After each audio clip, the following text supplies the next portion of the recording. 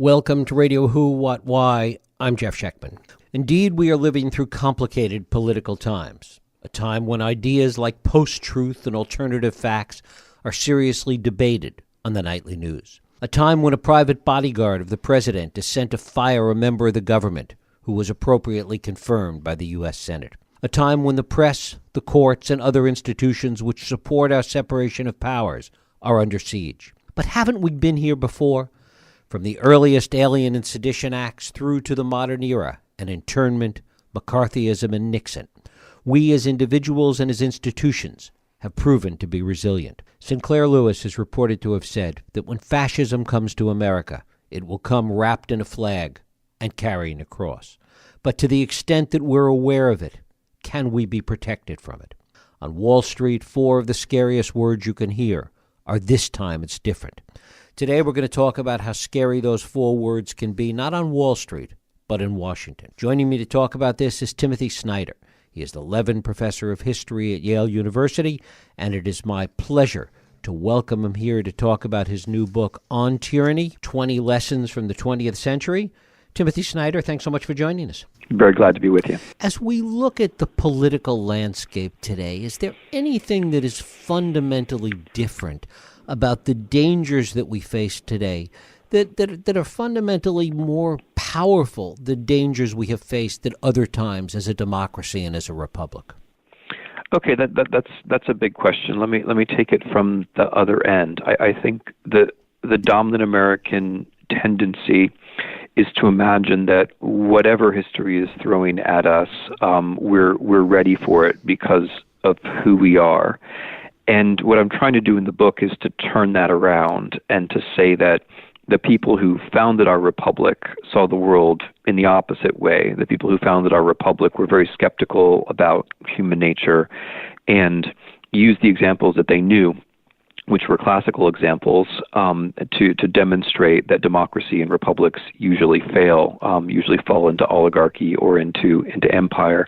And they gave us the institutions that we have, flawed though they were, flawed though they remain, in order to guide against the tendency of humans to lapse. So what I then try to do in the book is go through the 20th century, go through the example the founders couldn't have known, and try to show how modern politics, modern attempts to create republics and democracies have often failed. And I do that as a gesture towards us to say, look, the people in Czechoslovakia in 1948 who saw a communist coup, or the people in Germany in 1933 who saw the rise of Hitler, were really not so different from us, and some of their institutions were actually not so different from ours. And in some respects, they were probably better than we. They certainly had longer attention spans, and probably they had, at least in the case of Germany, a better press. Now, what's different and what's the same? I mean, I think what's largely similar with the 20th century is globalization failure. There was a first globalization from the 19th to 20th century, which had its opponents, had its contradictions, and which ended up in a First World War, Great Depression, and Second World War. We had a second globalization in the late 20th century, which has now generated its own contradictions, its own inequalities, its own opponents. And for me, the question is whether we can learn enough from the 20th century that we can try to head these things off. The big difference for me would be how people think about the future. So the grand opponents of liberalism, democracy, republics in the early 20th century were people who had a very clear idea of an alternative, whether that was communism or whether that was fascism. And when they went after factuality, it was the name of these grand alternatives. So fascists said, your daily experience doesn't matter because the only thing which matters is your collective experience with a larger group. The communists said your daily experience doesn't matter because what matters is a vision of the future. What's different today and is threatening in a different way is that the people who are trying to destroy democracy or have destroyed democracy, whether it's Russia or America or elsewhere, go after the truth without a vision of the future. They just say, I have my facts, you have your facts, and nothing, maybe at the end of the day, nothing is really true. And then that means that we can't really trust each other, which means that democracy becomes impossible in the long run. And it means resistance becomes impossible in the short run. And that seems to be a fundamental part of the question, whether or not there is no vision of the future, or that the vision of the future is so divided, is so different, that that's a fundamental part of the problem. So I guess I think that, if you want to be really specific about the people who are running the United States right now, I think they have a vision of the future, and that it's a vision of the future in which people named Trump and Kushner have an enormous amount of wealth, and other people don't. It's just that's not a vision of the future that you can really sell. I think the way that if you want to be a nepotist and a kleptocrat, and a postmodern authoritarian, the way you deal with time is not by generating a big, glorious vision of the future, whether it's of a national collectivity or whether it's of a class collectivity like in the past. I think what you do instead is you turn time into a kind of spiral or a kind of cycle where you talk about, making America great again, or you go back to the 1930s and talk about America first.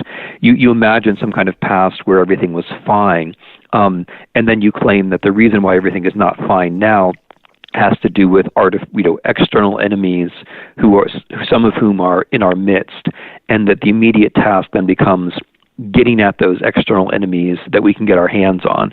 And that creates a different style of time because it stops us, or it's meant to stop us from thinking about reform, from thinking about how we could be better or how the country could be better. It's meant to make us concentrate on these supposed threats, who are so great supposedly, so threatening to our way of life supposedly, that we forget what that way of life actually is supposed to be. So I think rather than giving us a vision of the future, because frankly, I think their vision of the future is just that their grandchildren have tons of money. What they give us instead is a kind of cycle where we're supposed to just be alarmed over and over again about enemies, external and internal. To what extent, though, does this reflect a fundamental weakness in the body politic? This is not something that just happened overnight on the 9th of November, 2016, that the circumstances that created this existed before that. Oh, absolutely. First, I mean to give credit where credit is due. Mr. Trump has certain talents which allowed him to take advantage of the historical moment. One of them is his talent for public speaking. Another is his, complete national nihilism, which means his willingness to cooperate with, or at least accept the help, let's say, the help of foreign powers in becoming president of the United States. I think there are relatively few other people who would have done that with no stirrings of conscience. So he has certain assets, but yeah, there are things about the moment which make this possible. One of them, again, playing to Mr. Trump's strengths, was the way that we in the media and public life allowed politics to blur into entertainment, such that someone who is basically a reality television performer could run for president of the United States without us really noticing. The reason he outclassed his Republican opponents is that he treated the whole thing as a television show, and the people in the television business thought this was great because ratings went up, and we didn't start to get critical about it, or at least most of us, until very, very late in the day when we realized that television was going to become reality. Another underlying trend, which I think is only becoming apparent now, is the way in which the internet is now important than three-dimensional life, for lack of a better word. I mean, this is anecdotal, and I can't prove it, but in my experience talking to people in the Midwest before the elections, it was really the first time that I felt like people were going to go out and do something in the real world, pull a lever in a booth, elect a president, based mainly on things that they were getting from very, personalized, siloized feeds in the internet. That's different, and we really haven't gotten our minds around that.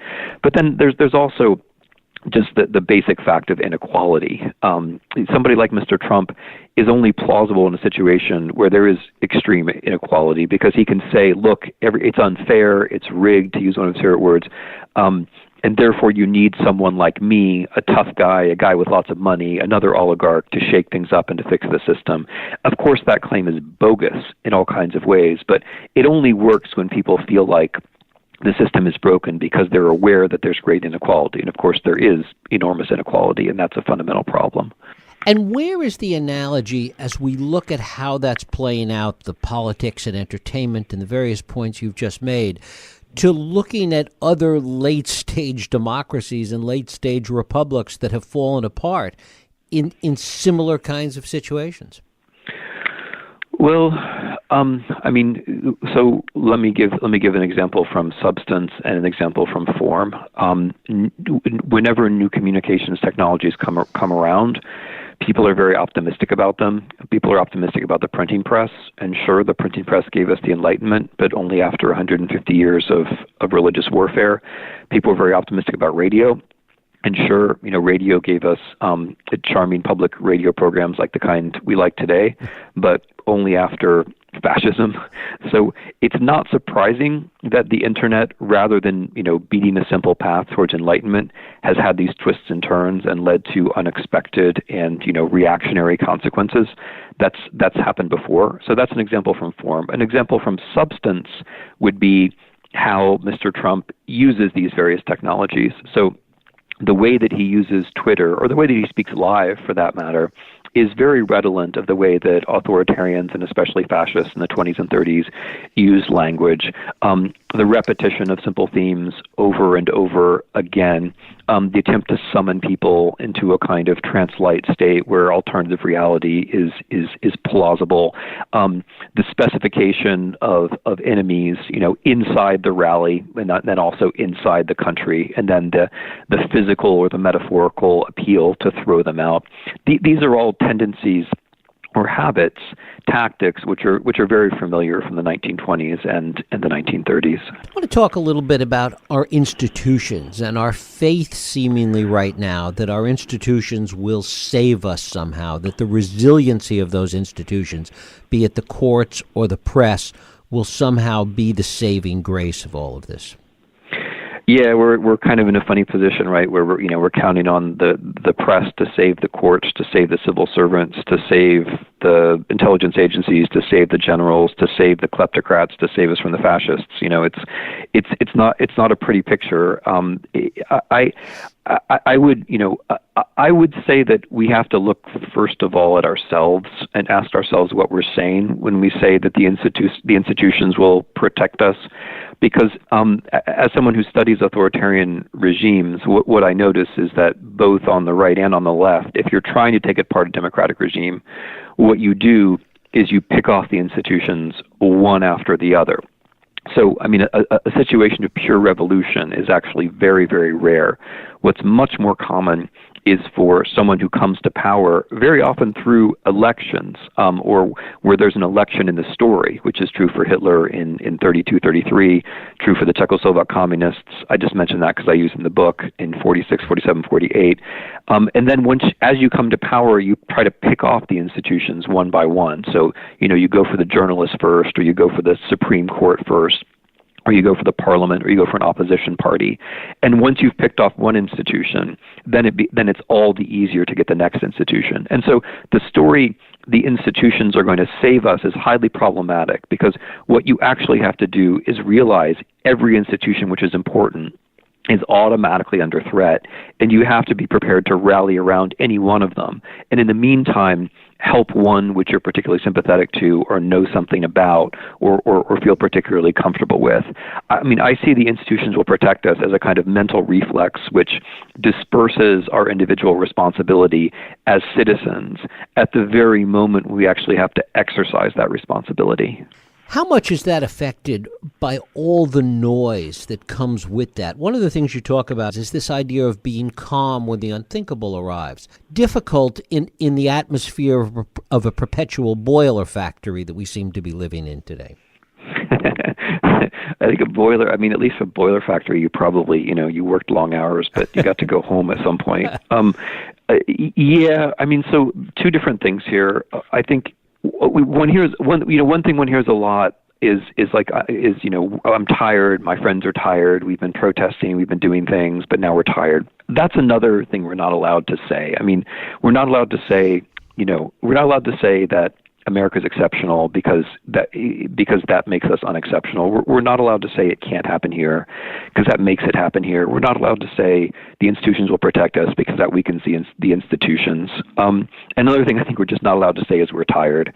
It's true that we're bombarded with stuff all the time, and it's also true that this is part of how authoritarian takeovers work. You get bombarded with lots of bad news so that you feel alone, intimidated, and you say, well, what can I do really? And the answer is we can do We can do a lot. It's ironically, it's in the beginning of a moment, it's the beginning of authoritarian regime change where individual actions matter the most, because the regime usually can't change without a fair amount of consent from below, which is why lesson number one in the book is don't obey in advance. Now, the other part of your question, I think, is distinct. The be calm when the unthinkable arrives is about a very specific set of circumstances. For regime change, you basically need two things, aside from people who want to change the regime, which I'm pretty confident we have in power now. The first, as we just were talking about, was some degree of consent. So if you can restrain yourself from consenting, you're already doing a lot. But very often, the way that more consent is generated is by taking advantage of some kind of dramatic event, classically an act of terrorism. So Hitler in February of 1933 takes advantage of a terrorist attack on the German parliament to get a state of emergency declared, to suspend the civil rights of Germans. That's basically the moment when the Weimar Republic ceases to exist and the Nazi regime is formed. And that is unfortunately a template. It's an example. Modern tyrants are aware that they need and can use a certain amount of terrorism to effect regime changes of that kind, which is why towards the end of the book, I in several of the lessons, I urge us to be aware that there's a politics to all of this, and to prepare ourselves so that when something that we regard as unthinkable does arrive, like, God forbid, another major terrorist attack, we realize that there's a politics to all this and don't let ourselves be drawn into the emotional cycle where we're willing to give up our rights for what seems like a temporary moment. If there is a terrorist attack, what we have to defend will be our rights, because if you let them go at a moment like that, it's very hard to get them back later on. Certainly, if we look at the reaction, the country's reaction post 9/11, one can't be very optimistic about that. Yeah, absolutely. I mean, 9/11 is a cautionary tale. I mean, we were attacked by one group of terrorists, and we allowed ourselves to be persuaded to fight a war against an unrelated country, which cost us enormous amounts of money. It led to American deaths, and far more deaths of non-Americans. Cost us our moral reputation, and basically bled away, which was supposed to be the American century, into the sand, and made terrorism more likely. So yeah, as you say, it wasn't 9/11 is very much a cautionary tale, and we need to treat it as such. I mean, I think what we should do is allow ourselves to be instructed by the extent to which many of us were willing to concede things in 9/11, and then to recognize that, bad as that set of leaders was, and I was one of the people who was highly critical at the time, bad as that set of leaders was, this set of leaders is qualitatively worse. And were there to be such an event again, God forbid, were there to be a similar event, I think it's very likely that this set of people would go for the whole kit and caboodle, would actually try to change regime, to suspend civil rights, to blame particular citizens. And, that's something which the Bush and Cheney team did not do. For all of their faults, they didn't actually say we have to have some kind of state of emergency around the country. And for all of their faults, and again, they were many, they didn't blame Muslims in general or any group inside the United States. So we have to learn from 9/11 and get it much better next time, because the leaders are unfortunately much worse. And yet you talk about the unthinkable. What's happened is that we constantly ratchet up what's unthinkable. And everything becomes possible at a certain point. Yeah, that's something that we have to watch out for. I mean, I would put that in the particular the context of scandal. We have to wrench ourselves out of the entertainment paradigm and get ourselves back into the politics paradigm.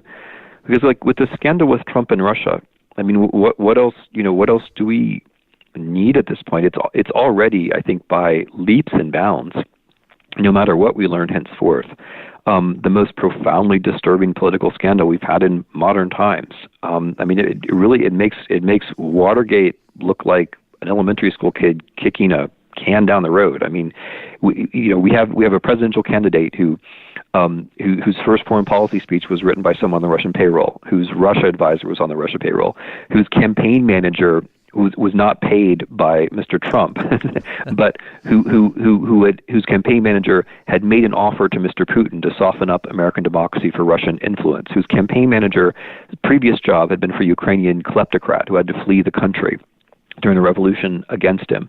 And then, we have Mr. Sessions, the highest law enforcement official in the land, perjuring himself in his own confirmation hearings about contacts with Russia. Mr. Kushner doing the same for security clearance, when it turns out the contact with Russia that he omitted to mention, according to the Post's reporting, was a contact with a Russian ambassador in which he was seeking a private back channel as a private citizen, which is illegal among many other things, so that they could make some kind of deal which we would never know about with the Russians. I mean, it just keeps adding up and up and up and up, and we need to achieve some sober point from which we can judge all of this, because if we keep treating it like a reality television show where the next thing has to be bigger than the last thing, eventually it will run out, right? I mean, we've already reached the point where it's absurd and grotesque. So yeah, there's a lot in what you say. And isn't that the goal for them, that it does run out, that people just become satiated by it and feel the need to move on? I think that's their general approach to everything, but I think in this particular case, it has gotten under their skin a little bit because they know it's true, or some variant of it is true. So there are things that, I think firing Mr. Comey was, aside from the fact that it was unethical and it may turn out to be illegal, if it's obstruction of justice, I think it was also a kind of miscalculation. I think some of the things that Mr. Kushner has done have been miscalculations. I think this is under their skin a little bit, and when you see Mr. Trump's panicked tweets about how this is the fake news and the fake news is the enemy, and going back to that fake news maybe once or twice too often, I think we have the sense that this is not just their normal tactic is, I think, what you say. You just confuse and scatter. In this particular case, they seem to be desperate, and they seem to think the only way we can win is by getting people convinced that journalism is fake, which is what they want to do anyway for other reasons. But I see a specific concentration of panic on the Russia issue, which I don't see other places. One of the things you talk about is the importance of recognizing moments. Talk a little bit about that, Tim. Yeah, that's kind of where history comes in. Thanks for that question. The whole on tyranny is a list of pieces of advice, of daily practice, things that most of us can do most of the time. But where it comes from is the intuition that history can help. The intuition that we made a mistake in the last generation of setting history aside. We made a mistake of imagining that, that only good things could happen. We made a mistake raising the next generation to think that history was more or less going to proceed according to certain laws. And then what we can do with history is we can use it, as you and I have been talking about, to recognize certain patterns. And we can use history to recognize a moment, a moment where we see the outlines of things. We understand what some of the forces are. And the more you see the moment, the more you also see your own place in that moment. And once you see your own place in that moment, it's very hard to escape responsibility, because you realize that what you do actually matters. And so, every moment is different. Every historical moment is different, but there are also certain resemblances, and we are in a certain kind of moment now. We're in a moment where a system could change. We're in a moment where our leader is pushing up against the walls, right? Where his personality, which I don't imagine will change, is pushing up against the constraints of a system which could change. And whether it does change is largely up to us, whether we like it or not. There are various ways of turning your head and looking away. Talking about American exceptionalism or the institutions or whatever. But that doesn't change the fact that we are in this moment. Those are just ways of trying to shirk the responsibility. We're in a moment where what we do matters more than at other times. And if we figure that out fast enough, then we'll probably be okay. How do we recognize that moment that it's too late, that we've gone over the Rubicon?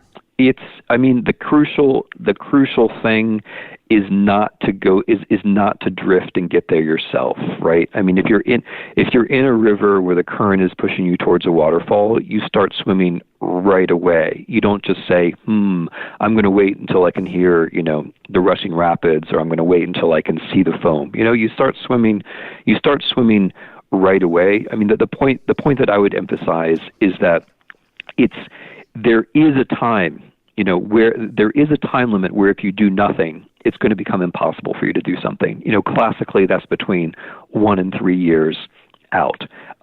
But so once you know that there's that time limit, that then becomes one more reason to start acting now. Because if you do act now, you make it possible that Rubicon doesn't arrive. And that is, of course, what I want. I mean, when we're talking about historical moments and responsibility, we're talking about our ability to actually change things so that particular future doesn't have to arise. Now, I don't mean to dodge your question. I mean, I would say for most of us, the moment where protest becomes illegal would be a big threshold. And for most of us, the threshold where protest becomes potentially lethal would be a big threshold. Because we're not there yet, it's important for us to take advantage of the opportunities that we have now. Coming back a little bit to institutions, what do you see as the nexus then with the other aspects of government? I mean, the nexus with Congress. Where does Article 1 fit into this equation? Well, I mean, the checks and balances just don't work as well as we would like. The main check on the executive is supposed to be the legislature. But in practice, in the last several administrations, it's been the party politics rather than the actual institutions which have created the friction or the resistance. And now we're in this odd situation, I think dangerous situation, where one party controls most of the important instances of power, but doesn't actually have a meaningful political program, at least in the traditional sense in a democratic system where you come to power with policies and those policies are popular and therefore you try to win midterm elections. What concerns me about the present setup are two things. The first is that the legislature is not monitoring the executive the way that one would expect. I personally am struck by how little attention Republicans in Congress are paying to the Russia problem. It seems to me that if there is some chance that the head of state and the commander of chief is a traitor, that one would make that the first priority, sort that out first, and then move on to other priorities, regardless of your party. But the second thing that concerns me is that in the middle term, when you have this setup where the executive doesn't check the legislature and the legislature doesn't check the executive, why then does anybody in that equation continue to care about democracy? Neither the president nor the Congress actually have policies to offer that are popular beyond a certain limited base. And, so in a way they've won when they shouldn't have won. And this goes back to your earlier question about, the problems of American democracy, which include too much money in politics, gerrymandering, voter suppression laws, and the Electoral College, which have led us to a situation where, a party which got fewer votes controls everything and doesn't really have a program. And so that then creates, the kinds of temptations which the founders were worried about. If you don't really have anything to offer and you're in power and elections are coming, why do you like elections? So that troubles me. That troubles me rather a lot. Timothy Snyder, his book is On Tyranny, 20 Lessons from the 20th Century. Timothy, I thank you so much for spending time with us today. It's been my great pleasure. Thank you, Jeff. Thank you. Thank you for listening and joining us here on Radio Who, What, Why. I hope you join us next week for another Radio Who, What, Why podcast. I'm Jeff Sheckman. If you like this podcast, please feel free to share and help others find it by rating and reviewing it on iTunes. You can also support this podcast and all the work we do by going to whowhatwhy.org/donate.